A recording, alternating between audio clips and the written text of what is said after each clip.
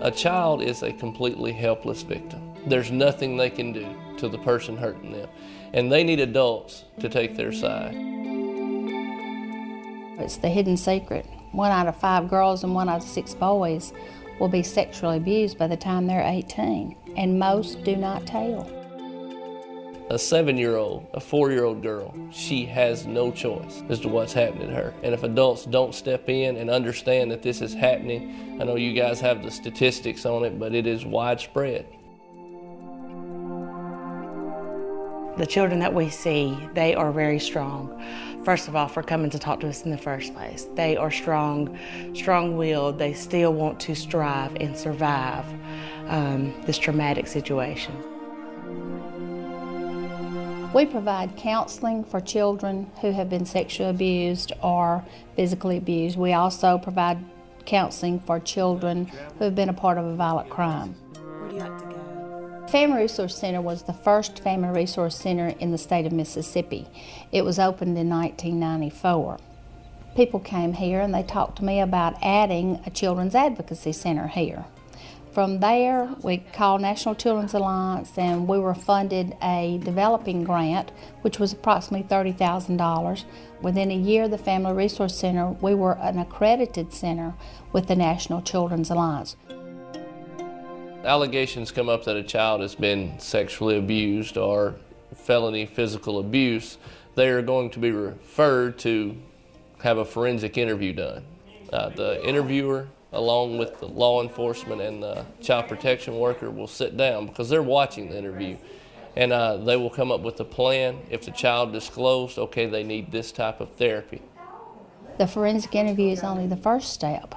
We have forensic evaluations.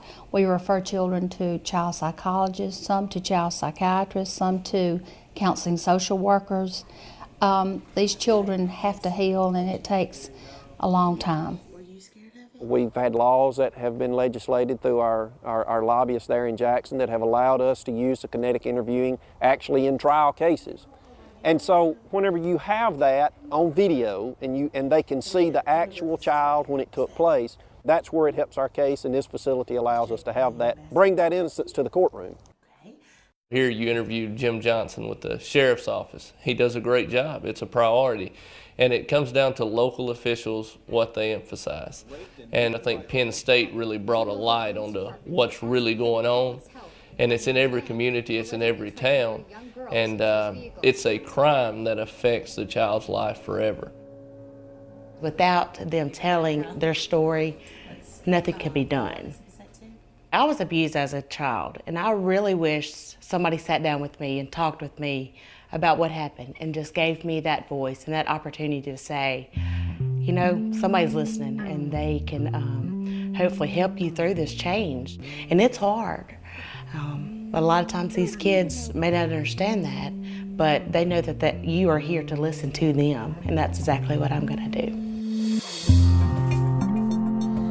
She loves everyone down here. I mean, you know, when we used to come for our sessions, we would get down at the end of this road down here and go to turn into this building, and she would clap her hands, you know, because she knew where she was going. If people knew more about what this organization does for people, then they would be as blessed, because I'm blessed.